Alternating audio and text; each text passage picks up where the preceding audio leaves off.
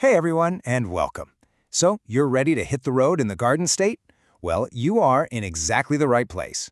Today, we're going to break down the entire journey to getting your New Jersey driver's license step by step.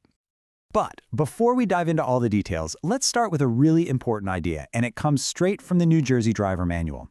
It's this: driving is a privilege, not a right. And this one simple idea is really the foundation for every single rule and every test we're about to talk about. It's a reminder that getting behind the wheel is a huge responsibility. So here's how we're going to break it all down for you.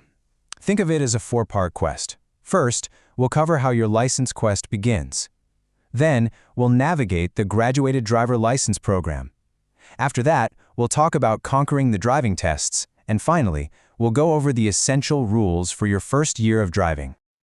All right, so let's get into it. Every quest has a starting point, right? For your driver's license, that journey begins with getting all your ducks in a row. This is square one for every single new driver here in New Jersey.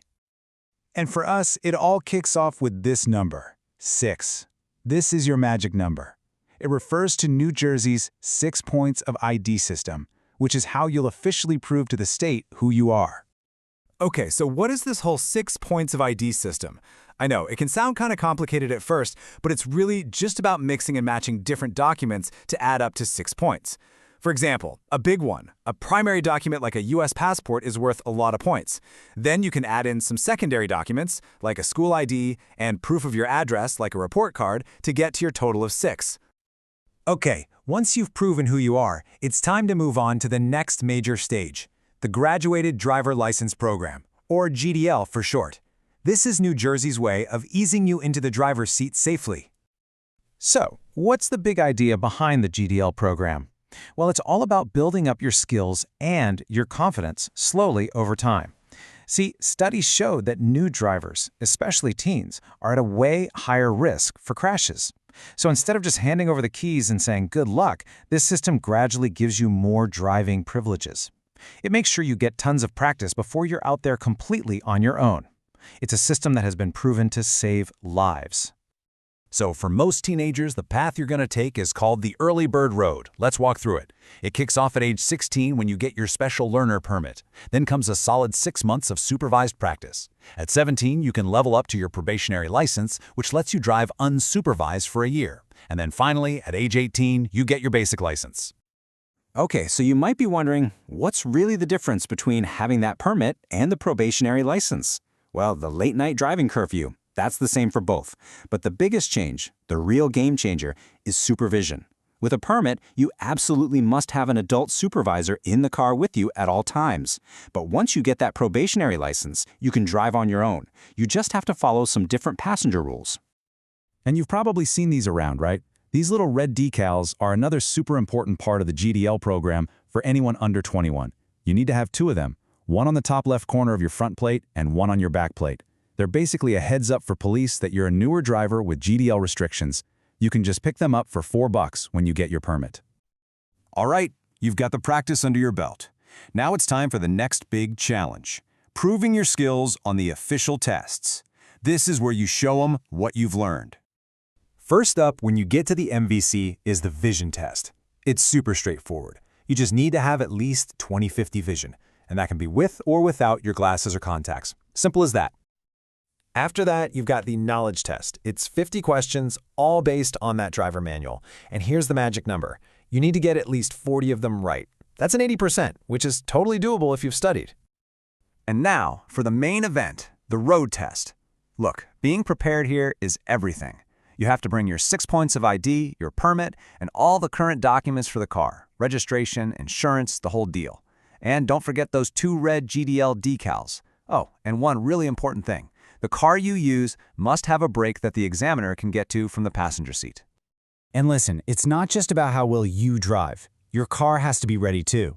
You can get turned away before you even put the car in drive for some of these things, like an expired inspection sticker, bald tires, or a brake warning light that's on. These are some of the most common reasons people fail, and they are completely avoidable. So what are they actually going to test you on during the drive? Well, the examiner is going to be watching for a few key things. You'll have to drive backwards in a straight line, stop nice and smoothly, use your turn signals correctly, and yep, you guessed it, the big one, parallel parking. You got to practice that one for sure. Okay, you did it. You passed all the tests, you have your license, congratulations. But the quest isn't quite over. Now we get to the final and maybe the most important part, understanding your responsibilities out there on the open road. First things first, and this is non-negotiable, New Jersey's seatbelt law. The driver and every single person in that car has to be buckled up, no exceptions. It's a primary offense, which means a cop can pull you over just because they see someone without a seatbelt on.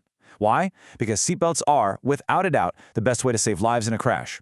And remember this, as the driver, you are legally responsible for making sure anyone under 18 in your car is wearing theirs. Okay, let's talk speed. This seems obvious, but it's so important. You've got to know the default speed limits when there isn't a sign posted. Generally, that's 25 miles per hour in places like school zones or neighborhoods, 55 on some highways, and up to 65 on certain big interstates. Following the speed limit isn't just about avoiding a ticket, it's about making sure you have enough time to react if something unexpected happens. So what do you do if your blinkers suddenly stop working? You can't just hope for the best, right? You've got to be able to tell other drivers what you're doing. And that's where these hand signals come in. You absolutely need to know these three. Arm down means you're stopping or slowing. Arm up means you're turning right. And arm straight out means you're turning left. And to wrap things up, I want to share something that really gets to the heart of what it means to be a safe driver in New Jersey. It's called Nikhil's Law, and it requires new drivers to take this simple safety pledge. It's a promise to yourself and to everyone else on the road, a promise to stop completely, to stay alert, to talk safe, and to plan ahead. It's such a powerful reminder that your choices behind the wheel matter. So there you have it. We've gone through the whole quest, from your 6 points of ID all the way to your responsibilities as a brand new licensed driver. You have the map and you have the keys. The road is officially open to you, so the only question left is, where will you safely drive to next?